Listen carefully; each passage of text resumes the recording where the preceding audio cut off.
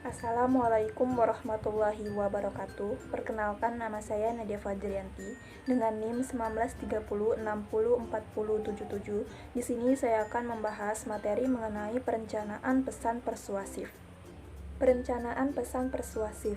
Sebelum kita mengupas lebih lanjut mengenai perencanaan pesan persuasif, terlebih dahulu kita harus mengetahui pengertian dari pesan persuasif. Yang pertama, pesan. Pesan adalah hal-hal yang disampaikan oleh pengirim kepada penerima yang bertujuan agar komunikan melakukan hal-hal yang disampaikan dalam pesan tersebut. Sedangkan persuasi berasal dari persuasio, yang kata kerjanya adalah persuadere, yang berarti membujuk, mengajak, atau merayu. Jadi, persuasi adalah setiap usaha untuk mempengaruhi tindakan atau penilaian orang lain dengan cara berbicara atau dengan menulis kepada mereka, verbal maupun nonverbal. Di dalam suatu organisasi, pesan-pesan persuasif ini dimaksudkan untuk menjual ide atau gagasan kepada orang lain, memberi saran agar prosedur operasional lebih efisien, mengumpulkan dukungan untuk suatu kegiatan tertentu, dan untuk meminta bantuan dana bagi suatu pembiayaan proyek tertentu. Tujuan pesan persuasif. Adapun pesan-pesan persuasif bertujuan untuk yang pertama, mempengaruhi audiens yang cenderung mempertahankan ide atau gagasan. Yang kedua, menjual ide atau gagasan kepada orang lain. Yang ketiga, memberi saran agar prosedur operasional lebih efisien. Yang keempat, mengumpulkan suatu dukungan untuk kegiatan tertentu, dan yang kelima, meminta bantuan dana bagi pembiayaan suatu proyek tertentu. Proses perencanaan pesan persuasif. Yang pertama, analisis audiens. Penyampaian pesan-pesan persuasif terbaik adalah dengan menghubungkan suatu pesan dengan minat dan hasrat audiens. Untuk mengakomodasikan perbedaan individual komunikator, harus menganalisis audiensnya. Kemudian, komunikator harus menyusun suatu pesan yang dapat memenuhi kebutuhan audiens. Melalui analisis audiens secara tepat, penyampaian pesan-pesan persuasif dapat dilakukan secara efektif. Yang kedua, pertimbangan perbedaan budaya. Pemahaman terhadap perbedaan budaya akan membantu komunikator dalam memuaskan audiens. Selain itu, juga akan membantu bagaimana audiens memandang komunikator. Ketika komunikator memberikan persuasi untuk budaya yang berbeda, maka cara yang digunakan juga pasti akan berbeda. Yang ketiga, memilih pendekatan organisasional. Dalam menyampaikan pesan-pesan persuasif, komunikator dapat menggunakan pendekatan tak langsung atau indirect approach. Namun, jika audiens bersifat objektif atau audiens lebih suka mendengar pesan-pesan yang disampaikan secara segera, pendekatan organisasional yang tepat adalah pendekatan langsung atau indirect approach. Baiklah, saya Anissa Putri dengan NIM 1930604062. Di sini saya akan melanjutkan materi mengenai mengembangkan pesan persuasif. Dalam pengembangan pesan persuasif yang efektif mencakup beberapa komponen penting. Komponen yang pertama yaitu menetapkan kredibilitas. Kredibilitas ditentukan dari sejauh mana tingkat kepercayaan dan reliabilitas Anda. Jika kredibilitas Anda di hadapan audiens diragukan, maka mereka akan cenderung skeptis dan tidak akan menerima begitu saja setiap apa yang Anda sampaikan. Oleh karena itu, Anda harus dapat mengatasi audiens yang memiliki sikap skeptis tersebut. Kredibilitas Anda adalah kapabilitas Anda untuk dapat dipercaya oleh orang lain. Tanpa kredibilitas, upaya persuasi Anda akan dianggap sebagai bentuk tipuan. Yang kedua, kerangka argumentasi AIDA. Penyampaian pesan persuasif dapat menggunakan kerangka AIDA atau Attention, Interest, Desire, dan Action. Penjelasan yang pertama yaitu attention atau perhatian. Pada fase ini, Anda harus dapat sesegera mungkin meyakinkan audiens di awal bahwa Anda mempunyai sesuatu yang berguna untuk Anda sampaikan. Sampaikan kepada audiens ada suatu masalah atau ide yang membuat mereka ingin mendengarkan pesan yang Anda sampaikan. Yang kedua, interest atau minat. Pada fase ini, Anda menjelaskan relevansi pesan Anda dengan audiens. Kembangkan pernyataan yang telah Anda sampaikan pada fase pertama dengan agak rinci. Yang ketiga, desire atau hasrat. Pada fase ini, Anda membuat audiens mengubah keinginannya dengan menjelaskan bagaimana perubahan yang dilakukan dalam memberikan manfaat yang lebih baik bagi audiens. Yang keempat, action atau tindakan. Pada fase ini, Anda menyampaikan tindakan spesifik yang Anda inginkan terhadap audiens Anda. Selanjutnya, juga perlu diingatkan bahwa audiens akan memperoleh manfaat dari tindakan yang akan dilakukan tersebut. Komponen yang ketiga yaitu memilih daya pemikat.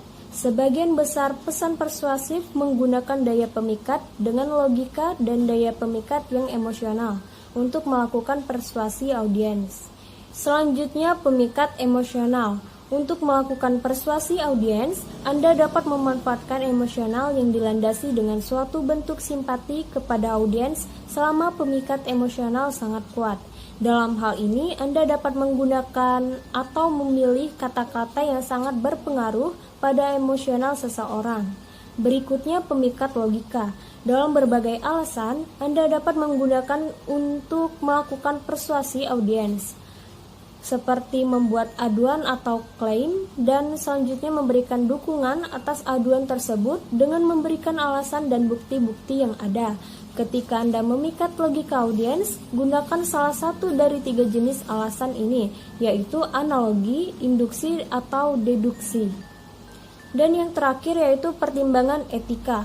Dalam pemahaman yang positif, persuasi dapat dilakukan untuk mempengaruhi audiens dengan memberikan informasi dan menambah pemahaman mereka. Dalam berbagai hal, pelaku bisnis secara etis menginformasikan kepada pelanggan baik yang berkaitan dengan manfaat, ide, organisasi, produk, atau tindakan tertentu, sehingga para pelanggan dapat mengakui betapa baiknya suatu ide, organisasi, produk, atau tindakan tertentu yang dapat memenuhi kebutuhan mereka. Menulis permintaan persuasif. 1. Permintaan persuasif untuk tindakan. Pada kalimat pembuka, mulailah dengan kalimat yang mampu mengundang perhatian pembaca, yang menunjukkan bahwa Anda mengetahui sesuatu yang sangat diharapkan pembaca. Bahkan, pesan persuasif yang sifatnya memuji atau menyanjung pembaca juga dapat dibenarkan. Selanjutnya, pada bagian pertengahan, menggunakan kalimat yang mampu menarik minat dan harapan bagi pembaca yang mencakup apa yang sebenarnya Anda ketahui tentang situasi yang Anda harapkan untuk suatu tindakan tertentu, seperti fakta yang ada, manfaat bantuan, dan pengalaman yang mampu mendorong minat Anda tersebut. Jika Anda sudah betul-betul yakin bahwa pesan yang ingin Anda sampaikan adalah relevan dengan pembaca Anda, maka akhiri tulisan Anda dengan suatu permintaan atau permohonan tindakan spesifik. 2. Permintaan dan aduan persuasif untuk penyesuaian.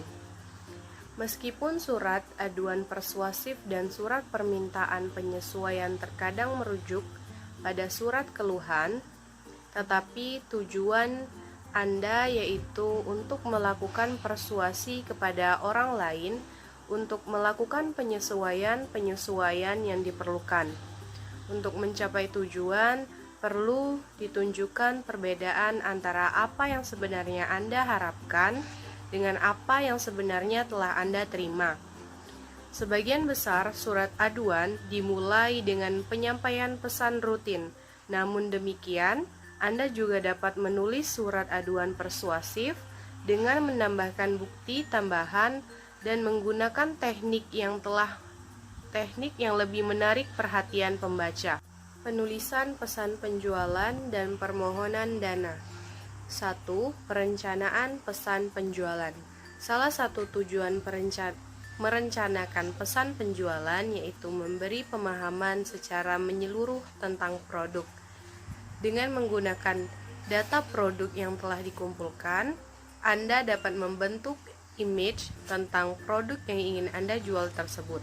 Selanjutnya, lakukan pemeriksaan tentang berbagai pertanyaan, seperti siapa audiens Anda, apa manfaat yang bisa mereka peroleh, bagaimana kualitas produk yang dihasilkan, bagaimana memilih sarana promosi produk, dan bagaimana menentukan harga produk.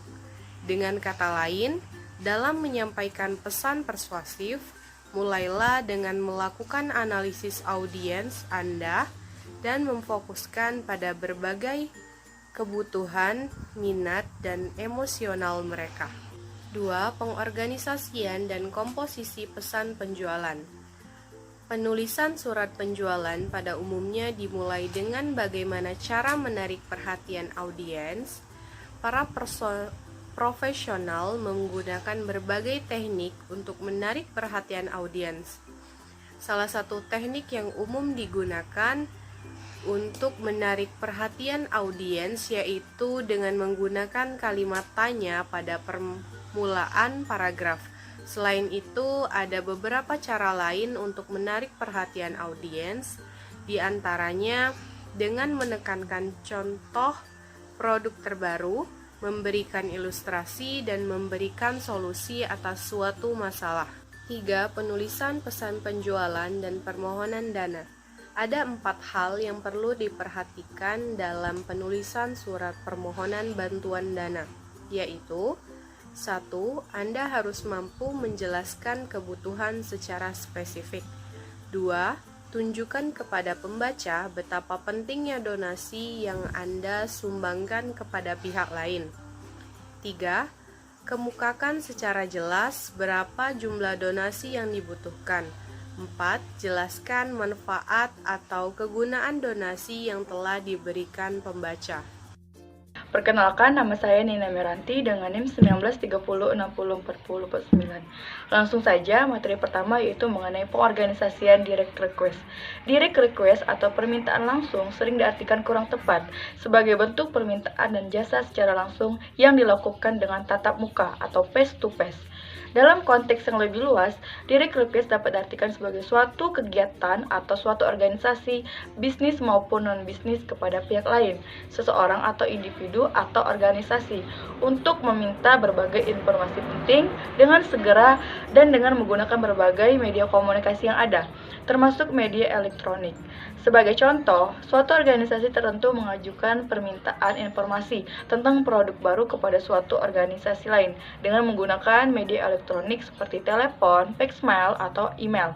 Kemudian pertanyaannya, bagaimana pengorganisasian direct request tersebut? Sebagai contoh, ketika audiens mulai tertarik dengan apa yang disampaikan atau paling tidak mau bekerja sama dengan komunikator, maka pesan-pesan bisnis sebaiknya disampaikan melalui pendekatan langsung atau direct approach. Ada 3 tahap pendekatan. Yang pertama, pembukaan. Aturan umum untuk bagian pertama dari suatu direct request adalah menulis yang tidak sekedar dipahami, tetapi juga tidak menghindari kesalahpahaman. Sebagai contoh, jika Anda meminta data sensus 2001 dari suatu lembaga pemerintah, ada kemungkinan orang yang menangani permintaan Anda tersebut tidak tahu apa yang Anda inginkan adalah suatu rangkuman data yang 1 atau 2 halaman atau suatu laporan sensus yang rinci yang berjumlah ratusan halaman. Kemudian yang kedua ada penjelasan rinci. Agar penjelasan terhadap hasil perkembangan kata-kata pembuka lebih lancar, Anda perlu membuat kalimat pertama di bagian pertengahan surat yang Anda buat dengan berorientasi pada pemberian manfaat bagi pembaca. Yang ketiga, penutup. Bagian penutup suatu surat sebaiknya diisi dengan suatu permintaan beberapa tanggapan, khusus lengkap dengan batas waktunya, dan ekspresi terhadap apresiasi ataupun pemberian goodwill. Untuk mempermudah pembaca, cantumkan beberapa informasi penting seperti nomor telepon, jam kerja, dan petugas yang dapat dihubung. Selanjutnya, materi yang kedua itu permintaan informasi rutin. Bila Anda ingin mengetahui tentang sesuatu hal, untuk memperoleh opini dari seseorang atau memberi saran untuk melakukan suatu tindakan sederhana, Anda biasanya hanya perlu bertanya. Contoh, permintaan secara sederhana adalah menayangkan apa yang dapat Anda kerjakan atau mengapa saya membuat surat permintaan tersebut dengan anggapan bahwa pembaca dapat melakukan apa yang Anda minta dengan segera. Kemudian, dalam membuat surat permintaan rutin, perlu diperhatikan 3 pertanyaan berikut ini. Yang pertama, apa yang ingin diketahui? Yang kedua, mengapa hal tersebut perlu diketahui? Dan yang ketiga, mengapa hal ini dapat membantu? Kemudian, dalam kaitannya dengan direct request, permintaan dapat berasal dari dalam maupun dari luar organisasi bisnis. Yang pertama, permintaan di dalam organisasi.